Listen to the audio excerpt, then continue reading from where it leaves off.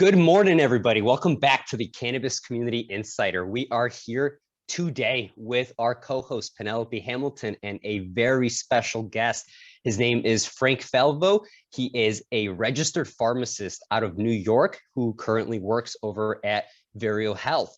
We are bringing Frank on today to give us his overall perspective of what it's like to be a cannabis pharmacist in 2021, get his understanding of what's happening currently in New York, and then be able to get his insights into what the future of cannabis should look like, given where the landscape is going. And so with that exciting conversation, super happy to introduce you guys to Frank and pass it off to Penelope so that we could get this conversation started.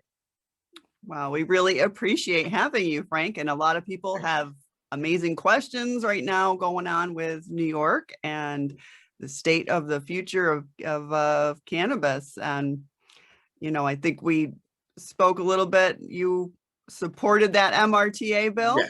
Yes, I did. It was the best. It was the best one. It was the most fair bill, and it addressed a lot of issues that needed to be addressed that weren't in the other bill. Right. You know, one of the biggest questions a lot of people have had that have come to me, like, because I do a lot of work with patient advocacy, has been about pharmacists. Currently, they really appreciate having pharmacists in the dispensary, and that I believe it was a requirement through the state. And wondered, have you heard, is that going to be something that's consistent in the future? That I am unsure of that. I would imagine 18 months maybe that might be on its, well, I don't want to say on its way out, but it'll be less of a player in the game. Once it goes to adult use, I hate to say rec, because it's really not just rec, it's medicine also. Once it goes to adult use, I'm not sure how much they will need the pharmacists. Okay. It's I hate to say that, but I do think there's going to still be a need for education. Somehow we have to get what, you know, the endocannabinoid system. Holy cow. That's the biggest, to me, that's the biggest thing that's happened in medicine in 100 years. And we need to get that kind of information out to the public somehow, whether I start. 100 years is a long time, Frank. Tell me, how long have you been in the pharmacy space? How long have you been in cannabis? How did you get started with Vireo? Give us some backstory there. Well, I got lucky to get started with Vireo, first of all. It was just one of those things that I've been a pharmacist for almost 30 years. I owned a pharmacy up until about this time last year. And then I went to work for one of the chains. I said, oh God, this is not where I belong. Oh God, no, please no. But how do I say this without getting in trouble? First of all, I am also a medical cannabis patient on top of being a pharmacist. Okay. With over 40 years of self-medication. So I have an insight into cannabis probably like no other, from all angles, from, you know, how these guys kept this industry going for 40 years, sacrifices that they had to make, and then being on the patient side, which opened up, you know, okay, so there's not just flower, there's all kinds of other products that use and that work so well. And I don't know, we've discussed this before, I still run. After 40 years of cannabis use, that is part of the reason why I can still run. Mm-hmm. It works great. Do you use cannabis as a pre-workout? Do you use it while you're running? Do you use it after you're running, or kind of a combination of pre-workout? Yeah, definitely pre-workout and definitely after. It not only takes away the inflammation, but it gives me more stamina. Last year I logged more miles than I've ever done in my whole life. How many miles would you estimate that at? I know you've got more than me probably, but just over 200. Wow. Okay, that's impressive. Absolutely. I don't even know if I've clocked 200. So kudos to you. I thought you'd have more than me though. I look young, but I'm not that fast. But unfortunately, I don't know if, as a medical cannabis pharmacist, what I'll be used for in a couple of years. will that still be, I don't know, will it still be popular? Will it still be popular enough to even keep that business going? That I don't know yet. Of course, we're continuing to learn, constantly. Every day, there's So- something new every day. Now today, I should learn something that you could be used for Tourette's or, everything from Alzheimer's to Parkinson's, which they're saying maybe not Parkinson's now, but like I said, you learn something every day. And that's beneficial about it. You don't hear any, not really many bad, so THC isn't for everyone. So you get some of that, but the medical benefits of cannabis is incredible. The endocannabinoid system, like I said, you go back, I keep going back to that. How long were they going to hide that from us? That changes the way we look at everything. It's involved in almost every disease known to mankind. Exactly. And I love it. And that's such a powerful statement coming from you as a pharmacist. Naturally, in your experience working with patients, I'm sure that you've seen the thousands of different medications that people take, and our experience and understanding in the cannabis industry has been how cannabis has been able to serve as an exit drug for many people, to where they're using cannabis to reduce or eliminate their intake of prescription medications. And so I'm super excited to hear, how have you seen that from your perspective? What are some of the patient success stories that you might have? Because from where I sit, everything's cannabis all day long. You're hearing about that. And then I go to work with other pharmacists, doctors, and nurses who have never even heard of the endocannabinoid system. And that is kind of amazing, because still to them, it's just a thing people party with. Right. And that's most of them. Besides, my doctor, who I educate every time I go there, but now he knows. But that really is amazing to me that is not general information. And I see now a lot of pharmacy students are coming through, which is great, but I'm not sure how they're presenting this in the medical schools. We're getting pharmacy students doing projects, great presentations, and through Vireo, where they have a great program for that. Right. Yeah. So it's fascinating that you mentioned, that there's this kind of shift to where, with cannabis legalization taking place across the nation, a lot of companies and the industry as a whole tends to lose sight over the medical aspect. It seems that it becomes a second afterthought. The patients feel it, the pharmacists feel it, the doctors feel it.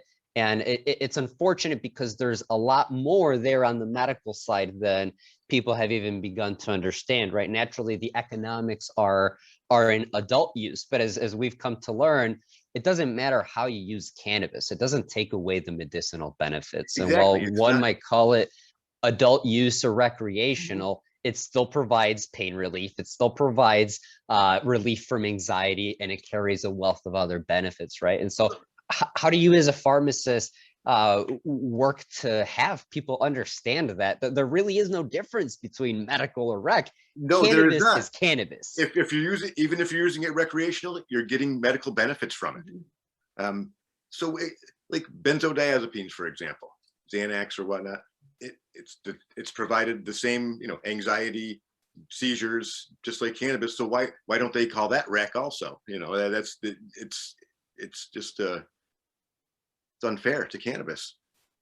And Let me ask you, are there medications that people shouldn't take with cannabis? I know that we see that question often in the group, where somebody is taking a particular medication and they don't necessarily know how it's going to react. What are your thoughts on that? One in particular is warfarin. It's a blood thinner, and that's the only one known that there's a possible interaction with, other than additional drowsiness with other medicines.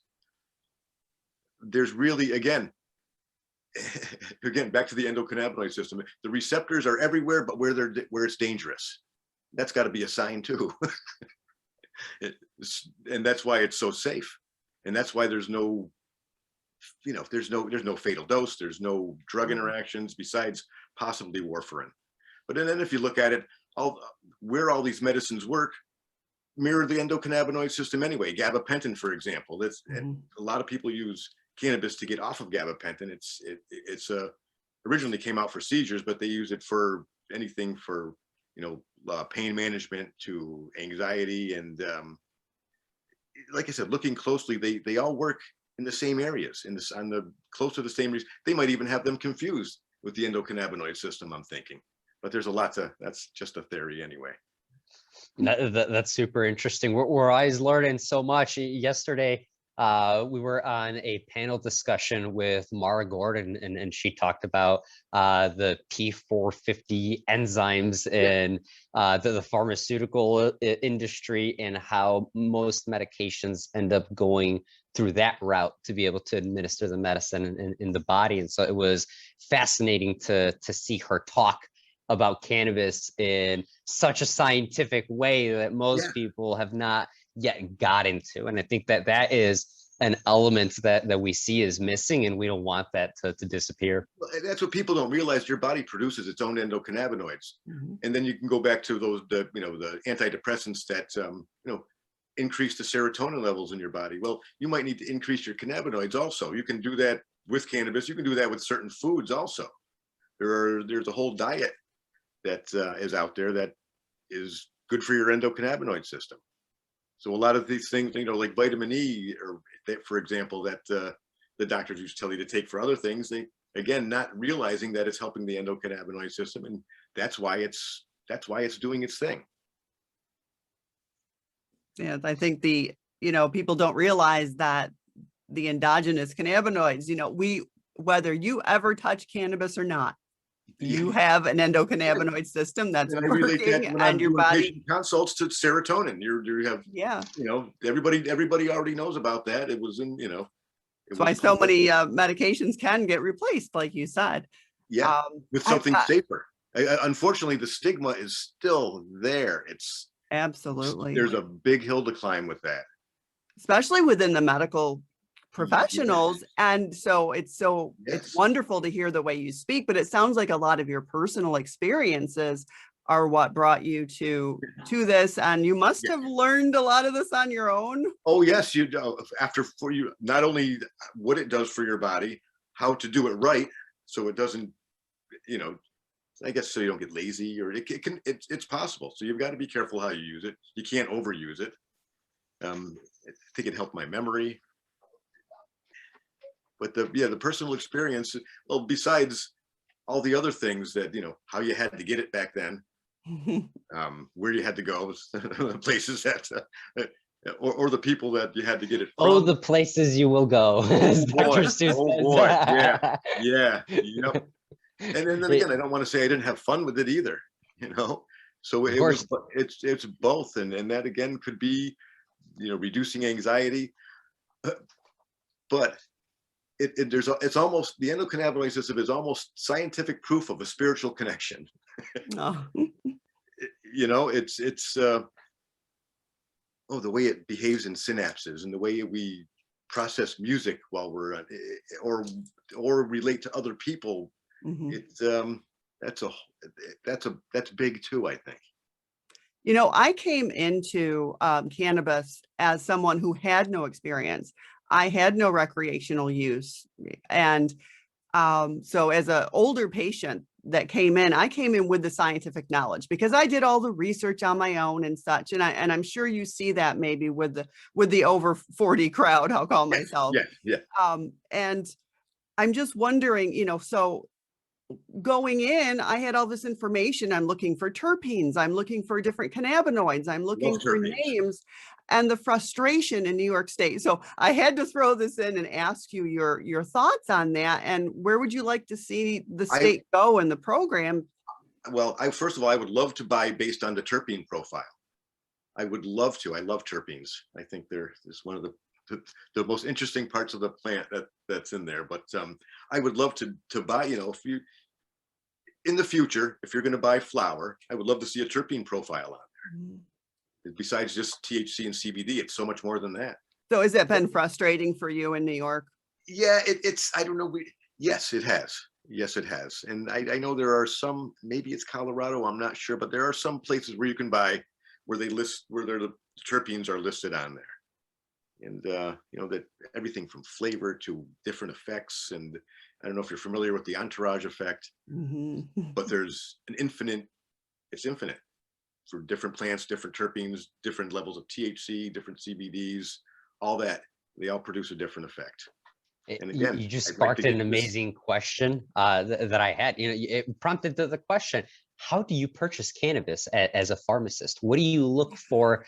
What are your qualifying decisions to determine whether that's a product that you want to Good purchase and consume? question. Terpenes were one of them, and that got me Personally? excited.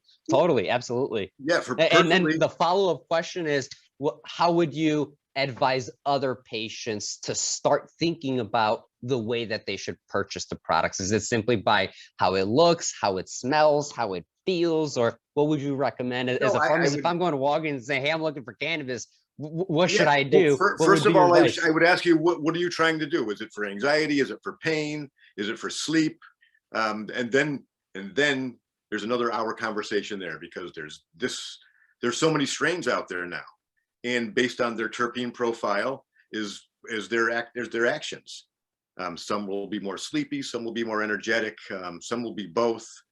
But in New York, we don't quite have that yet. We only have, sativa, indica, and hybrid, which is that's already done, I think, because there's no such thing anymore. Everything's a new breed, actually, or a new strain anyway. So it's pretty difficult to do that. But if there are a lot of resources to get information on each strain, Leafly is one of them. You can say, okay, let's look at I don't know, Kush or something like that, and it'll give you all the properties of that. So it's a great resource, and I use it a lot. But again, for personal, because for medical, there's not a whole heck of a lot of choice. But there are other forms. There are oral sprays, there's capsules, there's edibles, there's topicals, which I actually use, which were great. Yeah, they're great. So there's a lot of ways to go with that. So if they just wanted to smoke it, I'd have to ask, what are you trying to do? Or not just one thing. You might want to do a lot of things with it. So one thing might take care of it, but 2 or 3 might also. Okay. And then follow-up question, if we're talking about those types of products, naturally in every conversation related to medicines, there are side effects, right? Most of the pharmaceuticals have a long list of potential side effects just from the one TV ads. Oh God, yeah. What are side effects of cannabis that people could potentially experience? Because it is important to know that while cannabis is helpful and it helps many, you said it earlier, it's not for everybody. And there are people who could have negative and adverse reactions to cannabis. And so what does that look like? Go right to THC. THC sometimes makes people paranoid. And I know a lot of people who don't like the effects of THC whatsoever. They get nervous, paranoid, so it's just not for them. But besides dry mouth, there's headaches. Dry mouth is the cotton mouth. Yeah. But and there's headaches too. But everything else is more beneficial than not, though. Now, really is it deadly? Can you overdose? Can you die from it? What's the worst thing that can happen if you overconsume cannabis, Frank? You cannot overdose on cannabis. There's no lethal dose. Might have a headache, might have dry mouth, and you might be very tired. So I always say, if a small child got a hold of a bottle of vitamins and ate them all, that could kill them. But if they got a hold of a pound of cannabis, no, nothing. Tired and hungry, maybe. I love the comparison. Vitamins are more dangerous than cannabis. And iron. If there's iron in the vitamin, that could kill a child. Yeah, could suffocate them if they took all that. But cannabis, no. To any. That's why, again, I think it's a sign. That's why the receptors are not in the spots where it's dangerous, and there's got to be a reason for that. And again, it's how natural can you get? It's a plant. And now, given that natural path that many of our consumers and members and patients in the community are trying to explore, for those who are just getting into the cannabis community or those who are starting to, many are trying to go from pharmaceuticals to cannabis. And many of them try and do it at such a fast pace that oftentimes isn't necessarily the best strategy. What would you advise for people? Should they be going off pharmaceuticals cold turkey? Should they be titrating their way down? Or what's the best approach for somebody to explore? A very slow titration, because a lot of these medicines cause horrible side effects Mhm. if you stop them immediately like that. It's gabapentin is one of them. We see a lot of patients come in that don't want to be on gabapentin, but you can't just stop these things. They weren't originally made for what they're used for, I guess. So like the example back to gabapentin, it was supposed to be just a seizure medicine. And then they started using it for pain management and for mood. And even in some states, it's even a controlled substance because it can be habit forming. So to come off something like that right away, even, we'll say an antidepressant, oh no, you never want to come off that cold turkey, ever, ever. Can be suicidal, increased depression.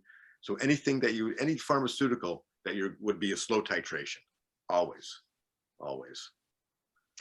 And then follow-up question to that, is there certain types of people or conditions or symptoms where it might not be a good idea to consume cannabis? You had mentioned the depression, and that prompted the thought that we've seen scenarios in the community where somebody with either bipolar or schizophrenia disorder consumed cannabis, and it had a totally different reaction than what it was supposed to have. And so I'd love to hear your thoughts there bipolar, schizophrenia, though, no, that is a patient that should not be on cannabis. That's even if you have a close relative, something you want to monitor closely.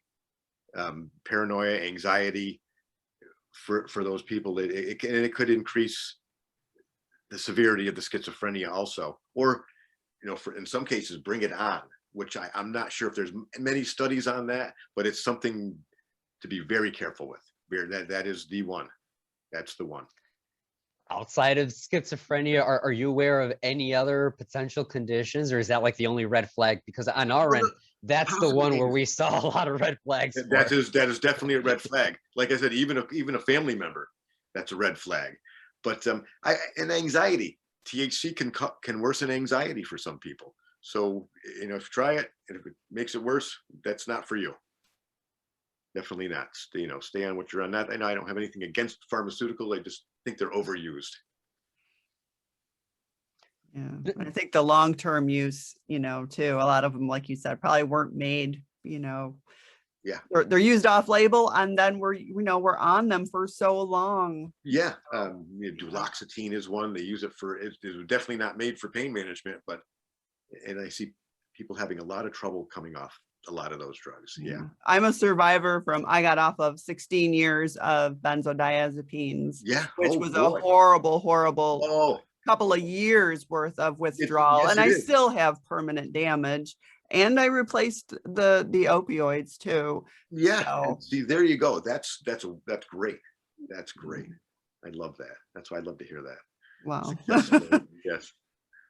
And I think you mentioned something that was really crucial that I don't want to miss, and that is the consistency of dosing in the world of medicine. That's the one thing that the pharmaceutical industry has all day against cannabis, is that there's specific formulations, they've got dosing, you've got recommendations, there's tiers and levels of, if you've got this and you're this size and this weight, then you take this amount, and perfect, right?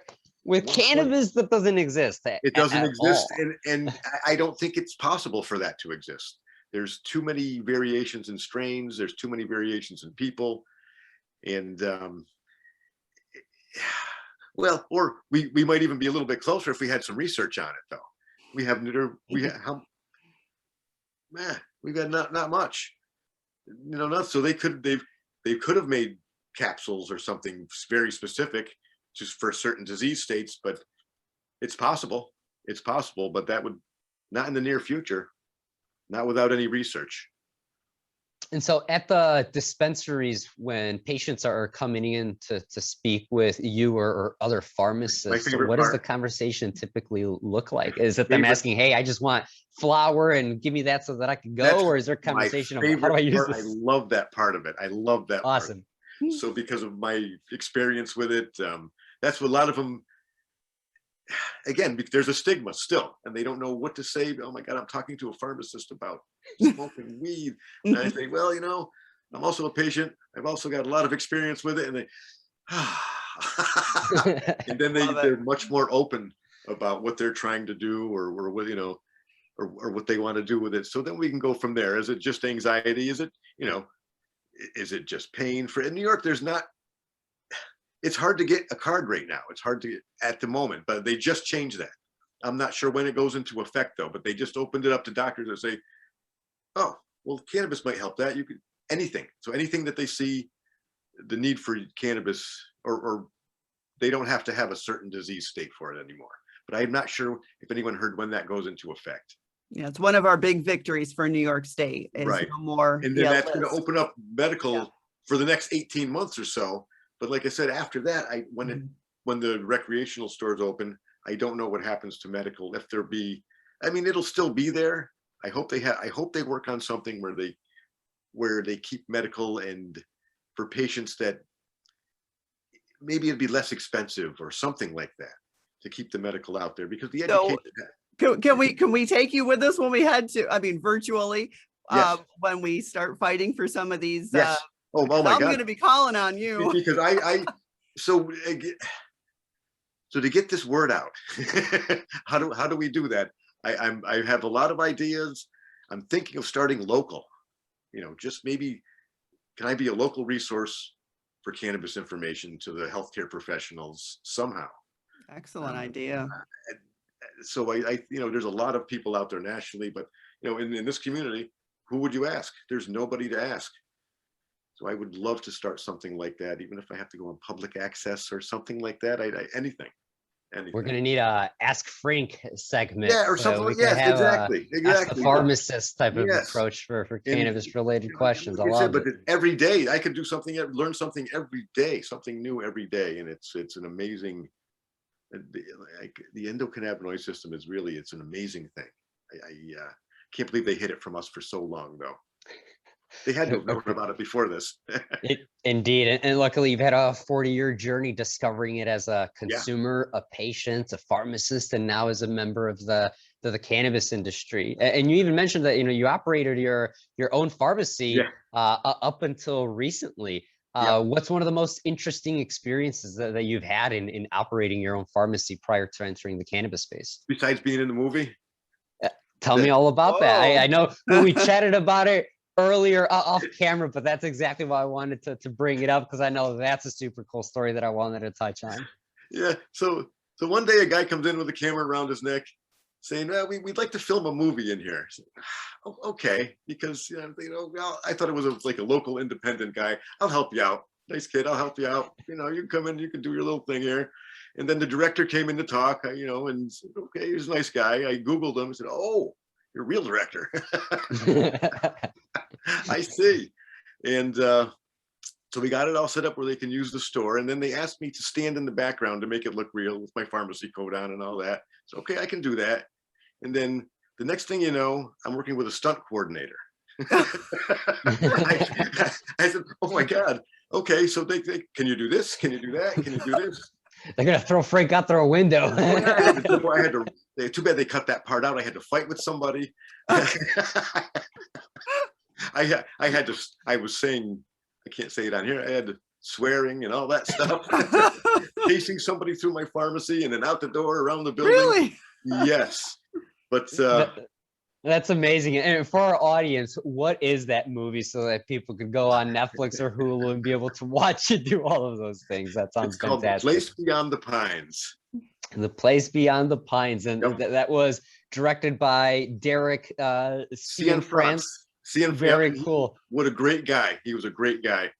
I love it. And for those who haven't seen it, the movie stars Ryan Gosling, Bradley Cooper, and Eva Mendes, who, after I had that initial conversation with Frank and I Googled the movie, I learned that's the place and the set where Ryan Gosling and Eva Mendes ultimately met, fell in love, and they're still married to this day, thanks to meeting at Frank's Pharmacy. Yeah, I got to go watch this movie now. It was a great experience, and it was like I said, it was just a freak thing because I didn't audition or anything. They just kept building the scene. They kept changing the scene. Well, maybe we could. Maybe they got somebody to do it who was willing, and but it was a great experience. It was something. That's fantastic. I appreciate you sharing that story with us. I wanted to let our audience know all of the interesting things that our guests are doing. And when you initially brought that up, I knew that was something that we had to talk about. Thanks. That's fantastic. Well, it looks like we're coming up on the half hour here. So Frank, I Okay. appreciate you taking the time to be a Oh, guest it's my on pleasure. our I show. do this anytime. And like you said, take me virtually wherever you want to go or personally. We'll be calling you. Oh, great. We Great. look forward to having you back on the show so that we Yeah. could catch up again and hear of all the amazing things that you guys are doing. Before we let you go, Frank, where can people find you? Where can they learn more about you? Where can they connect with you and Vireo Health? Well, they can connect with me at Vireo Health at Frank Falvo at VireoHealth.com. Or they can just call us and they talk to me if they want to talk to me. If I'm not talking to somebody else, that's my favorite part. I would love to do that. And I am on LinkedIn. But Fantastic. Which location are you out of over in New York? I'm out of Albany, but I've worked in also the Johnson City location, which is down by Binghamton. Okay, fantastic. So for our New York audience, if you're in the neighborhood, be sure to stop by and say hello to Frank. Thanks. Thank you. Wonderful. Thank you guys for joining us on another exciting episode of the Cannabis Community Insider. I appreciate you, Penelope and Frank, and thank you guys for coming with us today. My pleasure.